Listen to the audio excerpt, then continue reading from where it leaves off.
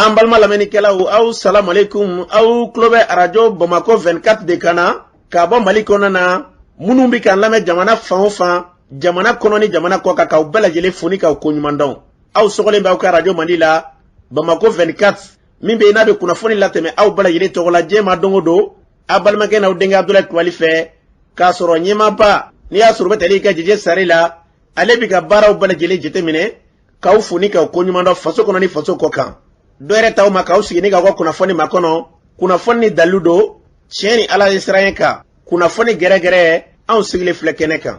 O de kan ka bɛn bi kunnafoni la sotuma bi nɛnɛ ye dɔ furancɛ daminɛ don fɔlɔ don bi nɛnɛ bɛnnen bɛ nazara san kalo 4 na avril kalo don bi o tile 11 ka bɛn 2022 san ma farafin kalo bɛ n'i y'a sɔrɔ o bɛ wele ko sunkalo bi o tile 10 ye jate la san kalo 9 don hijira san 1443 san dugawu de bɛ kɛ Ala ka ɲɛ ka d'an ma. Bakurunba fɔla bi kunnafoniw filɛ sibiri don an ka jamana lakanabaw bɛnna janjugu dɔ kɔnɛ na dɔgɔ firi ale yɔrɔw la kunnafoniw ye ɲɛfɔli kow la. An ka jamana kɔnɛ na minisiriw ka lajɛrɛ tɛmɛnen in na hakilila dɔw taara ka jira k'a fɔ carte d'identité ko yɛlɛma bɛna don ale la kunnafoniw ye ɲɛfɔli kow la. Murakaw fɛ wulikajɔba min kɛra an ka jamana lakanabaw fɛ ka ɲɛsin mura ma o min kɛra min ka dɔn k'a fɔ an ka jamana minisiri fila olu kɔni bɔra ni ka t'u ɲɛda kɛnɛ kan kunnafoniw ye ɲɛfɔli kow la. Ka taa se bi jamana olu ye folikan kɛrɛnkɛrɛnlen ta ka ɲɛsin an ka jamana ma ko sen fɛ kunnafoniw ye ɲɛfɔli kow la. Cɛ dɔ kununko yirimajɔkaw fɛ ale fure yira yirimajɔ bakɔrɔbugu la kunnafoniw ye ɲɛfɔli kow la. Ninnu de bɛna kɛ kunnafoni la kumaba ye bi ka fara kunnafoni wɛrɛw bɛna fara an kan lasɔn balimakɛ n'aw denkɛ Abdulaye Kulibali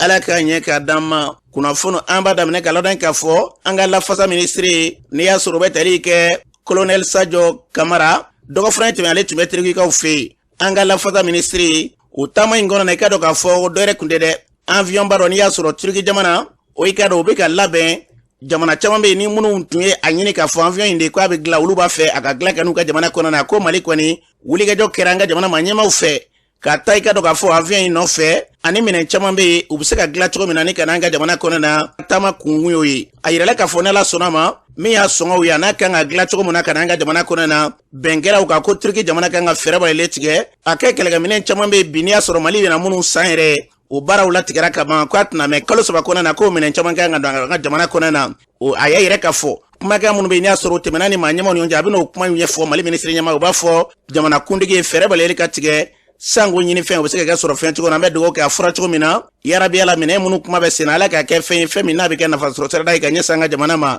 n'an bɔra yen an balala k'a fɔ murakaw fɛ an ka jamana lakanabaw ye wulikajɔ min kɛ ka ɲɛsin jadiwala tigilamaw ma ye o kɔni sen fɛ risilakaw ka jamana ma ɲɛmaaw u ye folikan kɛrɛnkɛrɛnlen ta ka ɲɛsin an ka jamana ma u y'a yɛrɛ ka fɔ k'u bɛ Mali sɔrɔsilakaw fo bi k'u fo sini ko wulikajɔ min kɛlen filɛ u fɛ ko maa bɛ se k'a fɔ diɲɛ sɛgɛnnaani yɛrɛ kɔnɔ na ko wulikajɔ min kɛlen filɛ an ka jamana lakanabaw fɛ mura ta in na ko nin ɲɔgɔn yɛrɛ dɔgɔyara k'a fɔ finitigilakaw ka wulikajɔ kɛ ka se k'u ɲɛsin jadiwala tigilamaw ma ka tila ka dangariw la tan ko maa bɛ se k'a fɔ ko nin ɲɔgɔn yɛrɛ man ca k'u bɛ foli ta ka ɲɛsin an ka jamana lakanabaw ma u ye nin baara min kɛ ka tila k'u timinanja hali bi olu bɛ baaradege min na ka ɲɛsin an ka jamana lakanabaw ma olu yɛrɛ ka fɔ la k'u nisɔndiyara kosɛbɛ wa ni Ala sɔnna ma hali bi u b'an ka jamana lakanabaw fɛ ka se k'u dɛmɛ hali bi wulikajɔw la jamana in basigi na lafiya ko n'Ala sɔnna ma ko baara min bɛ u fɛ sen na k'u bɛna samani ka sa dan an bɛ dugawu kɛ a fɔra cogo min na an ka jamana basigi na lafiya yarabi Ala k'o sabati n'an bɔra yen an baladan k'a fɔ ɲɔnɔnkaw fɛ dɔgɔ firi marabolo kɔnɔ na min ye sibiri don ye an ka jamana lakanabaw tun bɛ munumunu zalo la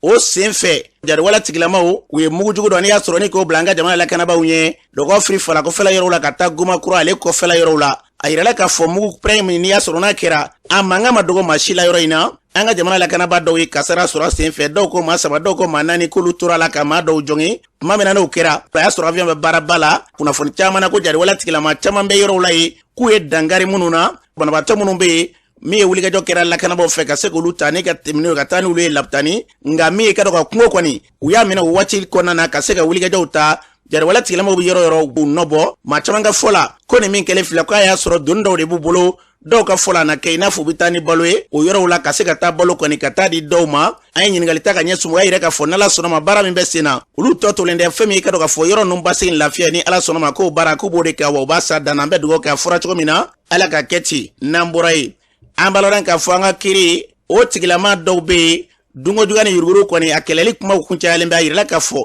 ni maa caman bɛ n'a kunkolo kɔnɔ ko ɲinɛni yɛrɛ kɛra ko i ka dɔn an bɛ don minɛ ko bi de ta ka jugu ka tɛmɛ kunungo kan k'i minɛ k'a fiyɛ foroba nafolo k'o ndaraki maaw k'u famanaw de ma nka kiiri kɔnɔna na maa caman bɛ minnu sɛgɛsɛgɛlen minnu bilalen tun bɛ i ka dɔn k'a fɔ ka se ka o dongo juguya ni yuruguyurugu baaraw kɛ u y'a yɛrɛ k'a fɔ nin tɔgɔfɔlɔn in yɛrɛ kɔnɔna na k'u bɛna kunnafoni di maaw ma k'i ka dɔn olu ye baara minnu kɛ maa caman bɛ yen faso nafolo ndaraki kun don maa ma fɛ k'a caman bɛ yen maaw bɛ ka taa bila de wagani kɔnɔna na k'a sɔrɔ i ma yira diɲɛma na ko baara camanba de kɛra u fɛ wa ni ala sɔnna ma hali i ka dɔn k'a fɔ nin tɔgɔfɔlɔn in yɛrɛ min n'a daminɛ bi ko fɛɛrɛ kuraw bɛna sigi sen kan maa minnu bɛ yen n'i y'a sɔrɔ olu kɔni kɛlen bɛ ka jamana ta k'a fɔ n bɛ fanga na bi walima n tɛ fanga na bi o t'a la dɛ ko jɛgɛba caman bɛ yen minnu bɛ i ka dɔn k'a fɔ maaw bɛna sɛgɛsɛgɛliw maaw bɛna bɔ a kalama k'a fɔ foroba nafolo bɛ maa minnu kɔnɔ fɛɛrɛ balalen bɛ se ka tigɛ cogo min na hali bi ka tɛmɛ n'a ye i ka dɔn maa maa bɛ k'i nɔ bɛ ko la fɛɛrɛ balalen bɛ tigɛ i bɛ taa bila yen o kɔfɛ i ni ɲagili min ka kɛ u bɛ tila ka da i kan an bɛ dugawu kɛ nin hakilila minnu bɛ ka fɔ n'a bilala sabati minɛ kɔnɔna na jamana in basigi na lafiya i ka dɔn dunko juguya hukumu kɔnɔna na fu bɛ siri o dan na ala k'o baaraw sigi sen kan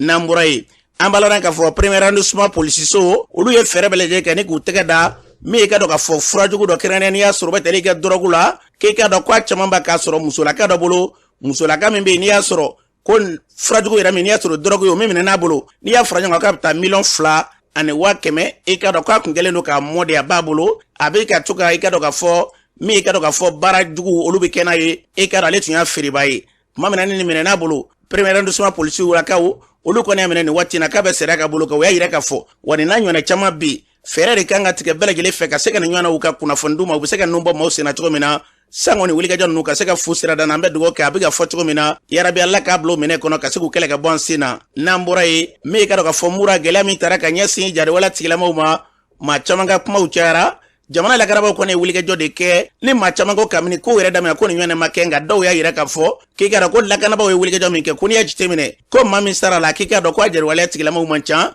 maa minnu bɛ yen n'olu colo la kɛrɛnkɛrɛnnen n'a kɛra so ɲini ka dɔw wolowuli o dɔw kunbɛra bamakɔ tabitari pulaku fɛ min ka dɔn k'a fɔ seyidu ba ye ale y'o maa dɔ ye ko in kɛra cogo di ale b'a ɲɛfɔ an ka lamɛn. u taara u donna u ka elisiw la u taara faamaw taara alkamisa 10h 11h u taara u taalen an kɔni tora ka su ta fo ka taa fitiri tɛmɛnen an seginna ka n'an da dugu jɛra a kɛra juma de juma jiginnen mɔgɔ 12 nana motow la ka n'a fɔ aw ye mura ye mun nana mun kɛra aw ye aw hakili la sisan kɔni aw kisira aw bɛ segin aw ka musow bɛ segin fini fimanw de kan n'aw ma segin an bɛ tasuma kɛ aw ka dugu in na an yɛrɛ bɛ se ka seriya jihadisiw mun fagara an t'a dɔn mun taara dɛ mun min nana kɔni an t'o dɔn nka mun fagara maa a y'o mun kɔntɛ maa 500 ni ko in ani 70 ko in n'a jihadisiw cayara a tɛ se ka maa 25 kan a bɛɛ siri de an yɛrɛ bɛ mun dɔn mun bɛ bɔ anw yɛrɛ fɛ mun bɛ bɔ anw yɛrɛ fɛ an yɛrɛ ka komin na maa 100 ani maa 80 ani dɔɔni u bɛɛ fagara jihadisiw olu cɛla m'a fɔ jihadisiw ma faga tɛ nka jihadisiw mun fagara a tɛ se ka tɛmɛ hali mɔgɔ 20 kɔ. an b'a lɔn k'a fɔ ni tun ye seyidu ba ni tun y'ale kan ye minnu bɛ yen n'i y'a sɔrɔ ye maa ye maa minnu bɛ yen ni kɛlɛ in kɛlen n'olu colo la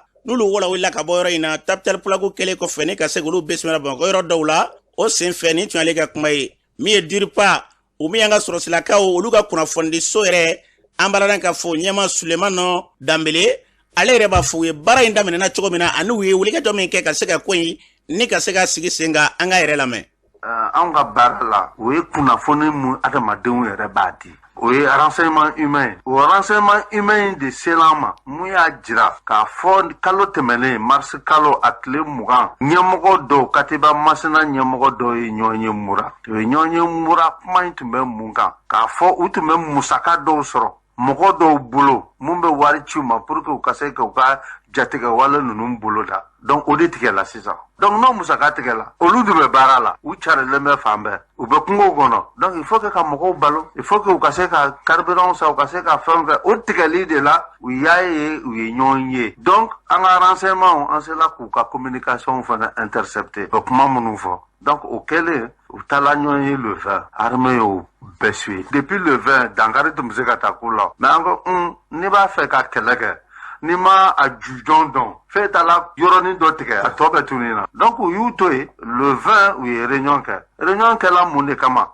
wari tigɛla an na an ka source de financement tigɛla an bɛ se ka mun de kɛ sisan ka anw yɛrɛ ka financement assurer u yɛrɛ k'u ka musaka ta o de nana wolo mun na u bɛ deli ka bagan suɲɛ minnu kɛ enlèvement de bétail k'u k'o kɛ donc n'u y'o kɛ sisan yɔrɔ dɔ bɛ feere dɔw yɛrɛ bɛ d'u ka balo la kelen fila u ko zakati k'u k'u imposer u ka zone bɛɛ la bɛɛ ka jaga bɔ a jɛlen a ma jɛ bɛɛ jaga bɔ jaga fana o nana mun fɔ kuru kɛmɛ o kuru kɛmɛ 40 y'olu ta ye mais u ko kalo tile 27 an bɛna ɲɔgɔn sɔrɔ fɛnɛ kufa an bɛna ɲɔgɔn sɔrɔ mura en ce moment minnu bɛ burkina o minnu bɛ niger o minnu bɛ boucle du bawole kayi yan fan fɛ o minnu bɛ nara yan fan fɛ o minnu bɛ kucala yan fan fɛ o ɲɛmɔgɔ a bɛɛ nana depuis le 25, 26, 27 an ye drone fana bila ka avion bila bura kunna dɔ bɛ jigi dɔ bɛ wuli pour que k'a lajɛ mun bɛ ka fɔ est ce que tiɲɛ don effectivement drone ni avion bɛɛ y'a jira k'a fɔ mɔgɔw bɛ ka na dɔɔni dɔɔni mura donc mɔgɔw bɛ ka na dɔɔni dɔɔni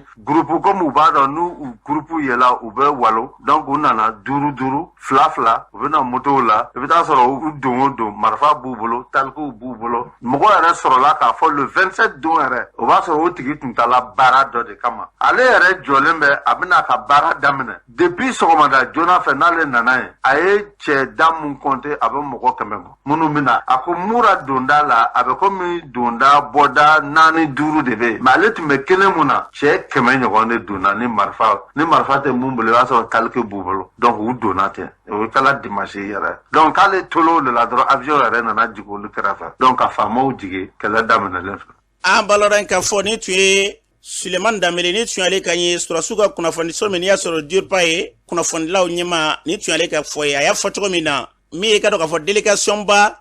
jamana kɛla k'u bila ka taa kɛnɛ kan n'a ma ɲɛ ka fɔ ɲɔgɔn sama bɛ a ko la maa dɔw fɛ olu kunbɛra nisɔndiya kɔnɔna na wa yirala ka fɔ ko Mali Surasiw ma bɛn maa si kan sigidalamaw ka fɔla ye ko Mali Surasiw ye baara min kɛ Fatɔdon de tun bɛ nin yɔrɔ in ɲini k'o sɔya kɛ n'i ye jateminɛ k'a bɛ sanga janbɔ gɛlɛya taara ka ɲɛsin mɔgɔw ma fan bɛɛ lajɛlen fɛ mura n'a lamɛnni u ye maa caman fa maa si ma kumaw la o tun ye tɛgɛrɛ fɔ ye maa caman bolo n'a ma ɲɛ k'a fɔ Mali Surasiw ye wulikajɔ kɛ waati min na ka se ka i ka dɔn k'a fɔ jamanadenw ka basigi k'o sira minɛ k'o waati kelen kɔnɔ a dɔw k'a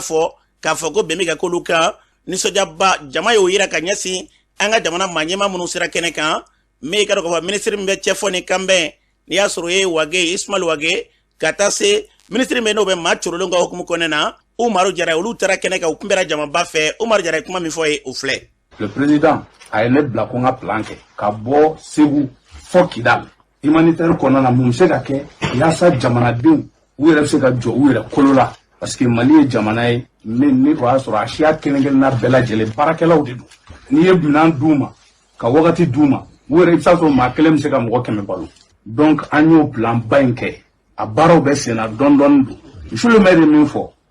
basigi in de ye ko bɛɛ taalan ye n'an k'a dɔn jamana bɛ mara ni fɛn 2 de jamana ɲɛmɔgɔw ka tilennenya n'u ka laadiriya ala barika la bi mɔgɔ tɛ dafa mais colonel Asimi tiɲɛ na jɔn ko ala an famana ka ɲɛmɔgɔ sɔrɔ min bɛ hamini jamanadenw ye fɔ ale a filanan ye jumɛn o ye jamanadenw yɛrɛ ka kɔnɔnajɛlenya ye faut que aw de ka kɛ mɔgɔ kɔnɔnajɛlenw ye ka ɲɛsin jamana marabagaw ma an baloran k'a fɔ ni tun ye ministre kan ye a y'a fɔ cogo min na an ka jamana kɔnɔ na fɛn fɛn basigi lafiya ye o tɛ sɔrɔ n'an kɔnɔmadiya ɲɔgɔn ye ni ɲɔsula 2 n'olu kamankɔrɔla dugula ɲɔgɔn na ɲɔ tɛ jɛ san bɛɛ lajɛlen ka jɛ k'an bolo wuli ɲɔgɔn fɛ jamana in basigi lafiya o bɛ se ka sabati cogo min na ala ka kɛ ten n'an bɔra ye min ka dɔn k'a fɔ Kɔlɔdugukɔrɔ kilomɛtiri 12 bɔɲɔgɔnko ɲɔnɔ kɛrɛfɛ ye wulikajɔ kɛra ka ɲɛsin ye majariwala tigilamaw fɛ sibiri don a kɔni kɛra gɛlɛyaba ye ko i ka dɔn min ye Kɔlɔdugukɔrɔkaw ye u y'a yira ka fule wele bila ka ɲɛsin min ka dɔn k'a fɔ jamana lakanabaaw ma kɛrɛnkɛrɛnnenya ɲɔnɔnkaw fɛ k'olu ma magɛn joona o kɔni kɛra sababu ye mɔgɔw tilala ka sira yɛrɛ tigɛ musolakaw dusumakasa y'a sababu ye yaasa ka nin bɛɛ pratique di an ma an ye nɛgɛjuru sira banba nin waati in na Kɔlɔdugukaw fɛ min ale ni Musa wɛrɛ de tɛnkunnen don ɲɔgɔn na min kɛra gɛlɛya ye u 2 bɛɛ lajɛlen ma a donko fɔlen na nka min kɛra la nisɔndiya ko fɛn kɔni ma kɛ mala ye yaasa ka nin pratique da ma an balimakɛ dɔ bɛ an bolo nin waati in na an balimakɛ bɛ min. Ne tɔgɔ ye Sekusala Kulubali ka bɔ Kɔlɔdugukɔrɔ la. Sekusala Kulubali ko sibiri don ko wulikajɔba kɛra jariwala tigilamaw fɛ ka ɲɛsin an ka dugu ma k'a kɛra gɛlɛyaba ye a ko kɛra cogo di. A kɛra o cogoya la. Sibiri don selifana seli kɔfɛ jariwelamɔgɔ tigilamɔgɔw nana anw ka dugu attaqué n'o ye Kɔlɔdugukɔrɔ ye. U nana ni renfort ye u nana ni nacogoya min na tiɲɛna a nacogoya a ɲɔgɔnna ma deli ka kɛ an ka daga la depuis an ka daga sigila k'a ta le 11 septembre la ka se bi ma. Tiɲɛna a gɛlɛya fanga bonyana kosɛbɛ. Kɔlɔdugukɔrɔ ani ɲɔnɔ cɛ ye kilo 12 kilo 13 jateya de ye. An ye weleli kɛ ɲɔnɔ CV de la k'a fɔ an ɲɛna gɛlɛya bɛ an ka jadilamɔgɔ tigilamɔgɔw y'an attaqué u ko u bɛ maa bila ka na fo ka na se an bɛ waatinin min na mɔgɔ ma s'an ma yan. O kɔfɛ an ye weleli kɛ coordinateur n'o ye militaire kɛ baaraw ɲɛdɔnba ye an ye weleli k'a la. A ko ka de mo bla kana fo na se de mo be nyono dugu ko nay an ko ninge ke dun tela ko o seko ke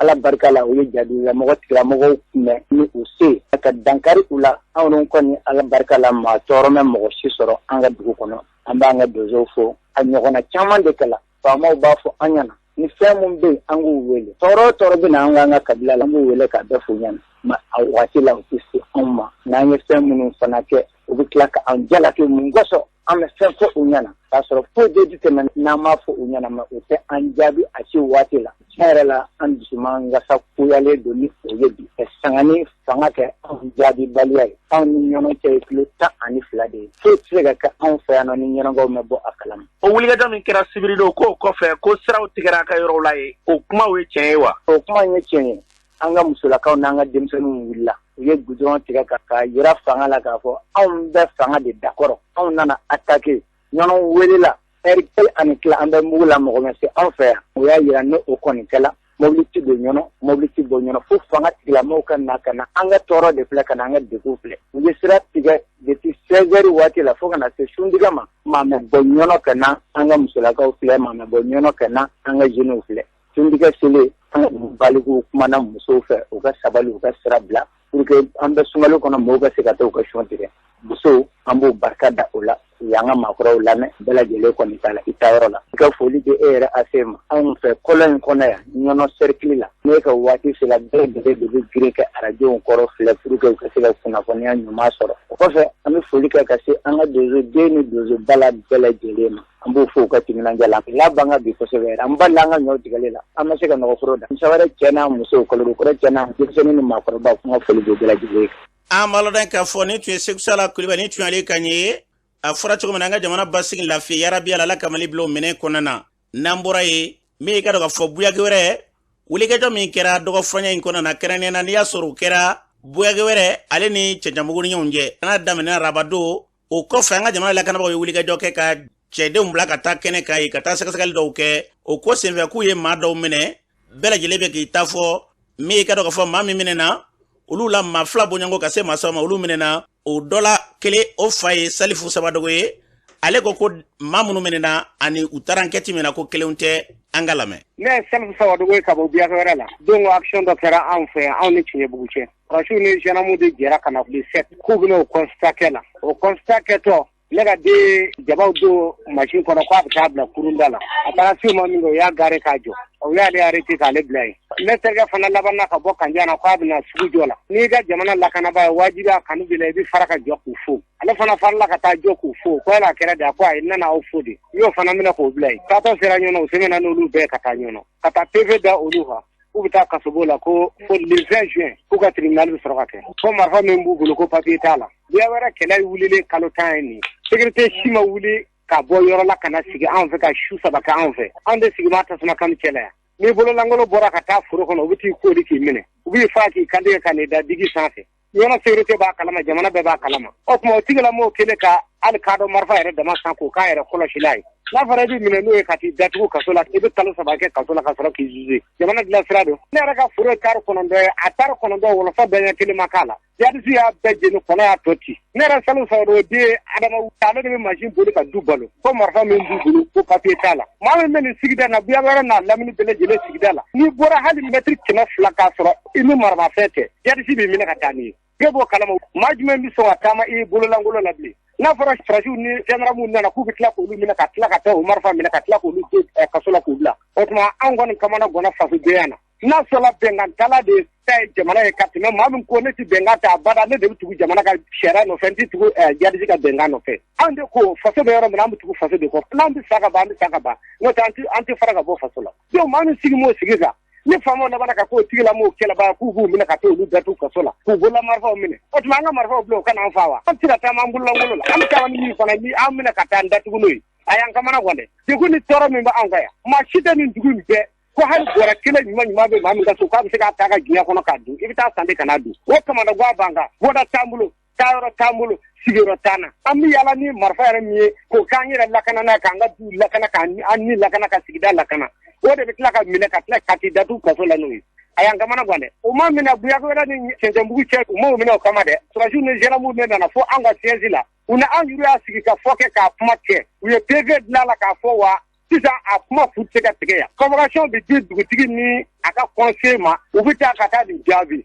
i y'a dɔn n'a sɔrɔ a minɛkun ye anw de ko ye anw de bɛ minɛ o n'o tɛ a y'a bɔ a gansan tɛmɛndon ten ka taa jama bila kurun da la k'o bɛ minɛ wa. an b'a lɔn k'a fɔ ni tun ye Salifu Sabadogo ni tun y'ale kan ye ka bɔ buyaga wɛrɛ la fɛn fɛn y'an ka jamana kolosuma basigi lafiya u bɛna yɛrɛ sira o sira fɛ ala ka jamana in bolo minɛ kɔnɔ n'an bɔra ye Mali ministre bɛ an ka jamana kɔnɔ n'o ka baara ɲɛsin Mali ni jamana wɛrɛ ni ɲɔgɔn cɛ ko ɲɛnabɔli ma ale ye ɲɛfɔli kɛ k'a yira k'a fɔ diɲɛ seginnani ye gɛlɛya min ta ka ɲɛ sama sango bi UEMOA tɔnden jamanaw o wulikajɔ min kɛra an ka warikow la k'i ka dɔn olu ye wulikajɔ kɛ ni ka se k'u wele bɔgɔ jeni kan fo nin yɔrɔ in na juge dɔw kɔni y'u jija ko kɔnɔna nka tabɔndɛ sibɔndɛ fɔlɔ ministre Abdoulaye Diop b'a ɲɛfɔ an ka lamɛn. O communiqué in ye a bɛ taa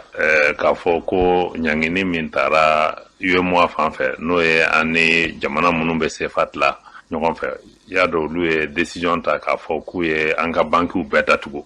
ko parce que ko Mali sanctionnera parce que an ma se ka na ni wagati ye k'a fɔ élection bɛ kɛ wagati min kɔnɔ o kɛlen kɔ an ka jamana an farala ɲɔgɔn kan ka taa an ka sariyasoba la n'o ye Cour de justice de l'UEMOA ye ka taa k'olu ɲininka k'a f'u ye ko kelen an bɛ fɛ sanction min dara an kan k'an ka banque ni fɛn ninnu datugu o ka wuli filanan u ka décision yɛrɛ bɔ a ma complètement donc u ye fɔlɔ lajɛ k'a fɔ ko bon sisan an ye sɛbɛn minnu bila o base kan u y'a yira k'a fɔ ko décision min taara k'a ka suspend a ka jɔ fɔlɔ yanni sariya baarakɛlaw ka tila u ka baara bɛɛ lajɛlen na o min kɛra o ye koba de parce que mɔgɔ minnu y'o sɔrɔ o ye gouvernement yɛrɛ ye avocat dɔw lasigi o avocat nin bɛɛ Mali avocat yɛrɛ de olu baara kɛ u ye dossier min da dossier gɛlɛn don a sirila ka ɲɛ o de y'a to nin jaabi nin sera ka sɔrɔ donc an bɛ barika da o avocat ninnu ye fɔlɔ o baara sira fɛ donc o kɛlen kɔ komi an yɛrɛ ko k'an ka jamanaw sigilen bɛ sariya de kan donc an m'a faamuya mun de la an ka jamana ɲɛmɔgɔ minnu bɛ UEMOA kɔnɔ n'o ye chef d'état tɔw ye jamana ɲɛmɔgɔ tɔw u ma sɔn ka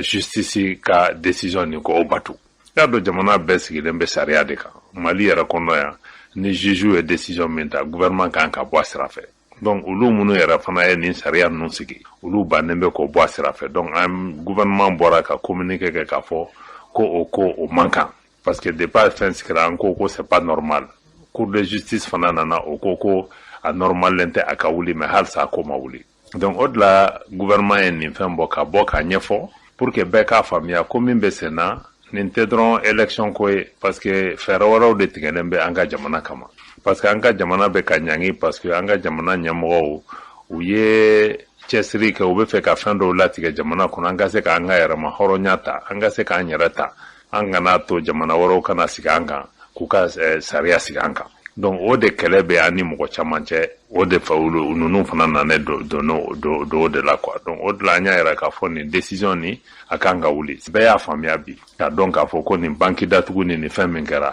a ma kɛ sariya kan parce que a t'an ka sariya sɛbɛn si lajɛlen kɔnɔ donc an ka hakilinata an bɛ continuer nin fɛ pour que o ka se ka wuli jamanadenw yɛrɛ ani jamana ɲɛmɔgɔw u bɛ n'u sigi a ko la k'u hakili kɛ kelen ɲɛ k'a yira k'a fɔ an bɛ taa ni sira min ye soit an ni CEDEAO bɛ bɛn a la an bɛ taa n'o ye soit an bɛ taa Mali yɛrɛ ka sira fɛ donc o sira fila de bɛ yen ne tɛ se k'a décider min bɛ k'o sira ye mais Mali yɛrɛ de kan ka décider an bɛ fɛ k'o ka taa sira min fɛ n'o y'a sɔrɔ an sɔnna a ka taa ji min sira wɛrɛ fɛ problème t'a la an bɛ tugu o kɔ quoi. an balodan ka fɔ ni tun ye ministre min b'an ka jamana kunna n'a ka baara ɲɛsinnen bɛ Mali ni jamana wɛrɛ ni ɲɔgɔn cɛ ko ɲɛnabɔli ma an dɔn Abdoulaye Diop ni tun y'ale kan ye a fɔra cogo min na jamana in basigi lafiya bɛna sira o sira fɛ ala ka Mali bilo minɛ kɔnɔ n'an bɔra ye min Umaru Mariko kumaw cayalen bɛ nin waati ninnu na min ka dɔn k'a fɔ ale tunnen bɛ dɔw ko k'a yera dɔw ko a ma bɛɛ bɛ k'i ta fɔ o waati kelen kɔnɔna na Umaru Mariko baara yɛrɛ min bɛ yen n'i y'a sɔrɔ ni kɛ b'a kɔ fɛn min nɔfɛ min ye Alima Ture M5 ma dɔ y'ale ye ale ko Umaru Mariko kɔni ale t'a bila a ka hakililaw k'u bila i ka dɔn k'a fɔ ɲɛta minɛ kɔnɔna na an ka lamɛn. Ne ye Alima Ture ɲininkali min tɛ ŋuna na an tɛna na bɔgɔ siɲɛ ka kɛ bin kan ne ye Umaru Mariko ka kuma ye d'abord ni feerebaga y'i feere i sanbaga b'i san et puis ni ko ɲɛbaga fana ye ko tiɲɛ ko bɛ tiɲɛ. La première des choses k'u ye ko acteur démocratique ye Mali kɔnɔ u balikuyalen b'a kɔnɔ san 30 ni kɔ ɲina an ma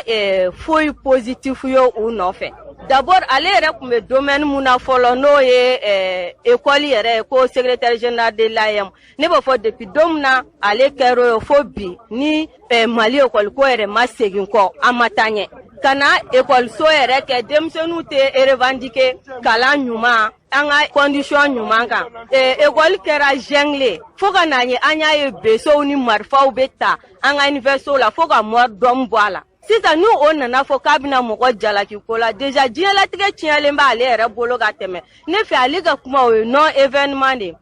sarasiw filɛ ni civiliw fagara an ɲɛ b'olu de la n'u yɛrɛ sara an ɲɛ b'olu de la ne b'o de fɔ ko in tɛ ka k'u ka nisɔndiya kan a bɛ ka solde n'u yɛrɛ ka perte en vie humaine ye an b'o dɔn kuma bɛɛ sisan n'a fɔra ko u kan k'u jɔyɔrɔ mun fa n'u y'o fana fa k'an b'o kɛ jeliw la k'u tɛ suma sisan ni fana population ɲininka an yɛrɛ bɛ fɛ sarasiw fana ka mun kɛ ni bɛɛ tori gɛnfɛn bolo dɔ ta de ta nin ye an ka population civile u mɔgɔ ɲɔgɔnw de bɛ ka t'u dankariw ka diɲɛlatigɛ la parce que marifa de b'u bolo ko terroriste u adamaden ɲɔgɔn de don o terroriste ninnu ne bɛ n yɛrɛ ɲininka o ma u ka fonction min na kɛ nin ye diɲɛlatigɛ la ka taa I jamanaden ɲɔgɔn tɔɲɔ a sigiyɔrɔ la ko jaga sara u b'u ka baganw suɲɛ u bɛ suma minnu la u ko k'u kana t'o sɛnɛ a laban na u bɛ n'u jeli de d'u ma ni marifatigi ye bololankolon attaqué civil kunda an jigi fana y'an ka marifatigi minnu ye officiellement o y'an ka sarasiw de sisan kɛlɛ diyara mɔgɔ faga kɛlɛ goyara mɔgɔ faga sisan an bɛ se ka to terrorisiw bɛ civiliw faga u bɛ sarasiw faga ni sarasiw fana ka réponse mun kɛra a tɛ ɲɛ bɔn a ka yɛrɛkɛ n'o fana bɛna kɛ ko sarasiw binna civiliw kan sisan Umar Marko diɲɛlatigɛ in na o dɔ de ni ko dɔ ka kan an maliyɛnw ta bɛ k'a la tɔw bɛ diɲɛ kɔnɔ anw fana b'a kɔnɔ. an baloran k'a fɔ nin tun ye Alima Ture kan ye M5 RFI ma don an ka jamana basigi ni lafiya o bɛna sira min fɛ Mali kɔnɔ na ala ka jamana bolo minɛ kɔnɔ n'an bɔra ye min ye carte d'identité min bɛ an bolo bi an ka jamana kɔnɔ na k'o bɛna kɛ carte biométrique ye ministre ka lajɛrɛ la a yirala k'a fɔ ko bɛn kɛra o ko kan k'o baaraw bɛna sigi sen kan sango bi carte d'identité n'o ye bugunatigɛ sɛbɛn ye namara kana don a kɔnɔ na fasoden yɛrɛ de ka kɛrɛnkɛrɛn k'a dɔn n'i ye Mali bugunatigɛ sɛbɛn in d'a ma i k'a dɔn yɛlɛma foyi tɛna se ka don o la o baara min n'o bolo dara an ka ministre min ka baara ɲɛsinnen bɛ jamanadenw n'u tɛgɛlafɛnw lakana ma n'i y'a sɔrɔ ye Dawude Ali Ould Mohamedin ale b'a ɲɛfɔ an ye an ka lamɛn. O karantin nafa caman b'a la nafa fɔlɔ ye min ye a namara ka gɛlɛn ni y'a jateminɛ Mali la sisan an ka karantin a bɛ waati dɔ bɔ a bɛ bɛɛ bolo an ye dunanw ye dugu wɛrɛ mɔgɔw an ka karantin b'u bolo an ka passeport b'u bolo o tɛ ko ɲuman ye a caman tila ka taa ko kolonw kɛ n'a ye a bɛ fɔ ko maliyɛn de y'a kɛ k'a sɔrɔ a bɛ minnu bolo n'u ye kojugu kɛ maliyɛnw tɛ donc anw y'a jateminɛ k'a fɔ nin ko in ye ko ɲuman ye an yɛrɛ bolo surtout bɛɛ b'a dɔn Mali jamanadenw u bɛ taaba kosɛbɛ an taa jamana kɔ kan an ye tunga fɛn mɔgɔw ka ca na kosɛbɛ donc o hukumu kama u ye nin fɛn in sigi a fanba fana ye min ye a b'a to ni mɔgɔw bɛ taa yɔrɔ la u ka se ka dɔn fɛn min ye trafic ye a kɛra trafic de drogue ye a kɛra migration ni mɔgɔ min bɛ bɔ ka taa jamana wɛrɛ la a tɛ ka taa kɛcogo ɲuman na a kɛra terrorisme a b'an dɛmɛ kosɛbɛ ka mɔgɔw taa yɔrɔw jateminɛ u bɛ taa yɔrɔ minnu na u bɛ fɛn minnu kɛ min b'a to an bɛ se ka kɔn ka ko dɔ kunbɛn yanni tiɲɛni ka kɛ donc o hukumu de kɔnɔ ni karantin hakili nana an ka jamana ɲɛmɔgɔw la. an baloran k'a fɔ nin tun ye ministre kan ye a fɔra cogo min na carte d'identité min n'o ye bugunatigɛ sɛbɛn ye a dabɔlen bɛ kun min kama n'o ye fasodenw ka se ka bugunatigɛ ka se k'o sabati ka se ka sɛbɛn ka kolo bɔ ɲuman kɔni o senkɔrɔ ala ka kɛ ten n'an bɔra ye min ye Yirimajɔ Bakɔrɔbugu ka taa i ka dɔn k'a fɔ campement ale fanfɛlaw la kɛrɛnkɛrɛnnenya u bɛ yɔrɔ in tamasere ko Solo ka butigida yɔrɔ o ɲɛfɛ dɔɔni min ye kununko cɛ dɔ dugu jɛra ka kamalen dɔ ni k'ale kɔni su sɔrɔ ye maaw gan n'u kamana na u ye ɲɔgɔn ye territoire d'arrondissement olu polisilakaw ka taa se olu ye mairelakaw wele ka ye kɛnɛ kan ka taa se jeunesse ɲɛmaaw ma bɛɛ lajɛlen nana ni kana ye fure in kunna nka sɛgɛsɛgɛliw kɔni sen fɛ a bɛ komi dɔ de y'a fa sɛgɛsɛgɛliw sen fɛ u tilala k'u kɔfɛ ni ka siganama dɔ ka tɛgɛ da u kan ni ka taa n'o ye kunnafoni na kɛ komi n'a fɔ maa bɔnɛnen kunnafoni dɔw la a bɛ komi n'a fɔ bɔnɛma nin na fali de nɔfɛ yaasa ka nin pɛrɛtigɛ d'a ma Mohamed Samake tun y'an ka cɛbɔ ye kɛnɛ kan a ye ɲininkaliw ta ni ka ɲɛsin maa caman ma ye a jatigikɛ ka taa se maa caman ma ɲininkali bɛ daminɛ jatigikɛ la sera minnu sɔrɔ Mohamed Samake fɛ ka d'a ma olu filɛ. N ka baarakɛla don kalo kelen dɔɔni ne bɛ taa n ka baarakɛyɔrɔ la bɛ marché la tasafiri bitigi min filɛ yan o mana ale wuli a bɛ dayɛlɛ a bɛ feere kɛ su mana ko ale bɛ datugu a bɛ taa so a bɛ dumuni kɛ sɔgɔma muso ko a mana kilo ta de n ko mun de b'a la n ko dugujɛ de y'a minɛ a tɔ kelen min bɛ kun kɔfɛ kɛ a ko ale yɛrɛ wulila ka ɲɛ ta k'ale ma kamalen ye n ko bɛ se ka kɛ cogo di a ko ni cɛnin dɔ kun sigilen don baro la telefɔni filɛ la o kun bɛ yɛlɛ la ko kɔfɛ ko ale wulila ko ale ma cɛnin ye n ko bɛ se n ko b'a sɔrɔ a taara tɔɲɔgɔnkɛ dɔ fɛ ne yɛrɛ wulila sisan n ko n'a kɛra nafe n ko o ka kilo d'a ma ne taara sisan cɛ min wele sisan o dɔ dalen bi denmisɛn dun t'a dɔn k'a fɔ gɛlɛya b'a ni mɔgɔ cɛ t'a dɔn a tɔɲɔgɔn ninnu e b'olu dɔn a tɔɲɔgɔn ninnu o m'o dɔn ni min bɛ si ɲɔgɔn fɛ n'u ka denmisɛn ninnu de don kɔfɛlikɛla ani n'olu de bɛ si a yɛrɛ min bɛ si yɔrɔ dɔ ɲini a ye k'ale bɛ si olu fɛ yan n ko problème t'a la n b'olu dɔn parce que olu ka patron o ye ne terikɛ ye e k'a yɛrɛ tɔgɔ Bamatɔ Mamudu. Ne tɔgɔ ye Gaye Jalo n bɛ baara kɛ Bakɔrɔbabugu mairie la n dalen sɔgɔmada in na an ka président n'o y'an ka jeunesse président n'o ye Mamadu Traoré ale de ye kunnafoni las'an ma k'a fɔ ko an terikɛ wɛrɛ bɛ yen n'o ye Lamini ye ko y'a wele k'a fɔ ko denmisɛnnin dɔ fagalen yera campement kɛrɛfɛla in na an kɛlen k'a ye an kɔni b'a dɔn jeli bɛ ka bɔ kunkolo yanfan in na ni marifa ninnu kɔni t'a la muru nɔ don dɔw fana ko 2 heures waati ka na 3 heures moins na ko marifa cikan bɔra fa siɲɛ 2 donc an y'o kunnafoni de mɛn an selen yɔrɔ in na. O ma ko fɛn yɛrɛ a b'o dɔn. Ne t'a dɔn personnellement mais mɔgɔ yera yan nɔ minnu b'a dɔn a bɛ si min ka magasin da la olu b'o surɔ u dara ɲɔgɔn fɛ surɔ donc fajiri da in na u bɛ wuli ka sugu don waati min na ko kamalen tun tɛ dayɔrɔ la donc cela veut dire que a bɛ se ka kɛ a bougera ka bɔ dayɔrɔ la o yɛrɛ min de kɔni an t'a dɔn ala de b'a ko tiɲɛ. Ala kana baliya kɔni fɛn bɛ bɔ o kɔnɔna na parce que yan nɔ ye sigida min a ka bon yɔrɔ fitinin tɛ bi tiɲɛ yɛrɛ yɛrɛ la yan Bakɔrɔbabugu ye yɔrɔ min ye a ka kan di lakana ye police ka kan ka patrouille kɛ ka fan bɛɛ ɲɛɲini an ka yɔrɔ in na bi parce que risque dan don même à partir de 21h-22h ni ala ma jan u bɛ ka moto minɛ i la denmisɛnnin ninnu lamara de tɛ yen bi parce que denmisɛnnin bɛɛ kɛra drogue talaw ni fɛnw ye n'u y'u ban baara mun o ye obligé bɛ nin de kɛ. Mamadu Traoré don ka bɔ Yirimajɔ Bakɔrɔbabugu président de la jeunesse kɔni y'an wele dugu jɛlen ko denmisɛnnin dɔ fagalen don yan si tɛ tɛmɛ san 20 hakɛ an kɔni y'a lajɛ dɔgɔtɔrɔ ni polisiw nana u bɛ k'a vérifier u ma fɛn f'an ɲɛna fɔlɔ k'a fɔ marifa da don ou bien bere da don fɔlɔ ma information jɔlen d'an ma fɔlɔ. Ne tɔgɔ Adama Jara ne ye Yirimajɔ maire adjoint 13e arrondissement y'an informé ko découverte cadavre dɔ bɛ Kadɔbugu na mais an nana sɔrɔ a kɛra fɔ campement fanfɛla la Yirimajɔ Bakɔrɔbabugu la denmisɛnnin don cɛ de don a si bɛ san 20 san 18 ɲɔgɔn na a parent dɔ yira an ni polisiw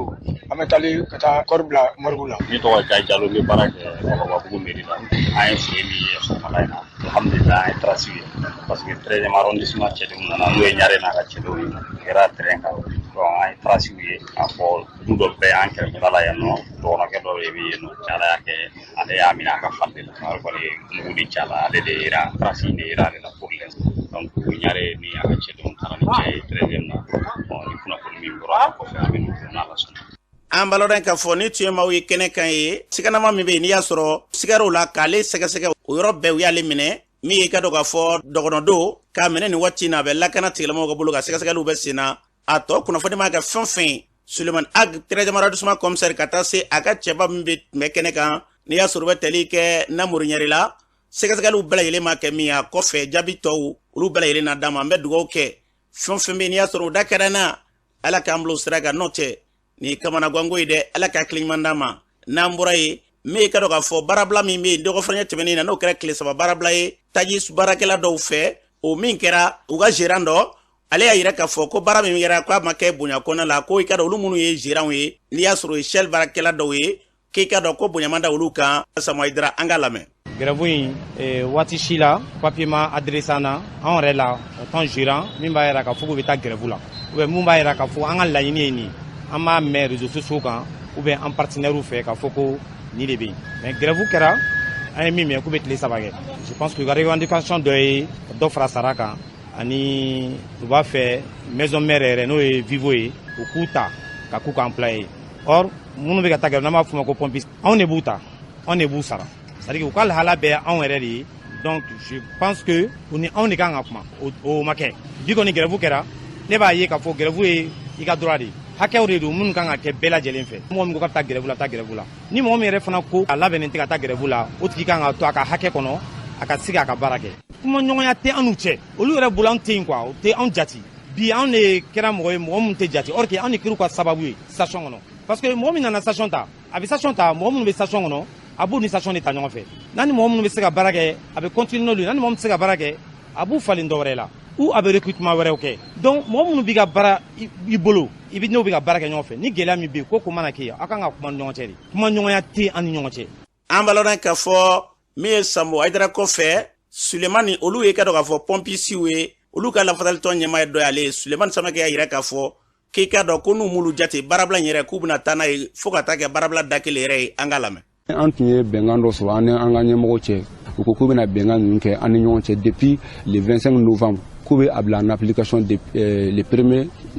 janvier fo bi bɛnkan a foyi ma sabati n'i y'a ta k'a lajɛ contrat tɛ anw si la nin société ba ninnu na contrat tɛ comisiw la mɔgɔ mɔgɔ bɛ baara kɛ station kɔnɔ contrat tɛ u bɛ se k'an gɛn en tout moment gérant bɛ se ka na tile kelen dɔrɔn taa so o y'i ka baara bannen bon n'a ɲɔgɔnnaw en même temps an ka wariw bɛ d'an ma cogo min na on a demandé k'an bancariser au moins le minimum an ka wariw bɛ ta k'an tɛgɛ la ka d'an ma de 5000 6000 6000 gérant bɛ se ka fɔ dɔrɔn bon i ka sara ta i ka feere kɛ wari la tile 3 in kɔnɔ an hakili la n ko an bɛna chance sɔrɔ ka sigi ka kuma kɛ sigi ka kuma kɔnɔna la a ka ca Ala fɛ kuma an bɛ se ka convenir fɛn dɔ kan mais jusqu'à présent ɲɛmɔgɔ ninnu m'an wele ka sigi ka kuma bon an ye illimité daminɛ ni Ala sɔnna ma illimité an bɛ ka observer tant que n'u m'an wele an ka bɛn a la an tɛ baara kɛ. An balona ka fɔ ni tun ye Sulemani Kaɲe ye a fɔra cogo min na yarabi Ala ka ko bila o minɛ kɔnɔ la min ye basi lafiya ye u bɛ se ka bɛnkan kelen ka cogo min na n'an bɔra ye an bɛ taa jamana kɔkan na Umu Dambele mun b'e bolo bi. An karamɔgɔ an taga Turiki jamana kan Turiki marabagaw tun ye layidu di k'a yira ko Jamal Kasungayi ka fagali kiiriw k'u bɛna bila Arabi Saoudite k'a bolo kan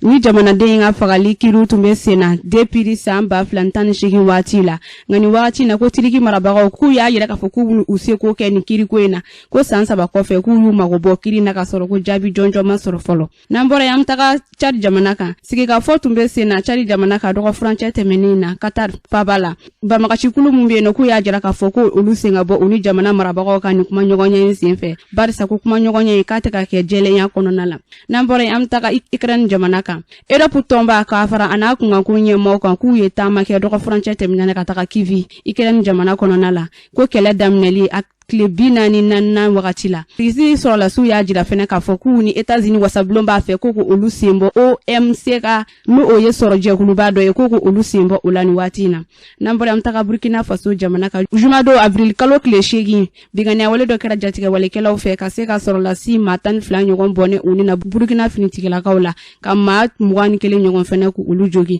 ni waati in na hali bi dɛmɛ ɲɔgɔnɲɔgɔnw bɛ sen na ka ɲɛsin Burkina Faso jamana ma an karamɔgɔ tun ye min sɔrɔ ni kilen dɔ Umu Dambele fɔ cogo min na an bɛ dugawu kɛ fɛn fɛn ka dɔgɔ fɔ basigi lafiya diɲɛ bɛɛ lajɛlen kɔnɔna na Ala k'o sabati an ka jamana k'a bila kolosuma basigi lafiya o minɛ kɔnɔna na n'an bɔra ye bi ye sunkalo tile 10 ye su in na su 11 su ye o nafila ani o dugawu ye fɛn jumɛn de ye karamɔgɔ Maliki Dambele ka bɔ Baningo Joyi la ale b'a ɲɛfɔ an ye an ka Maliki Dambele lamɛn.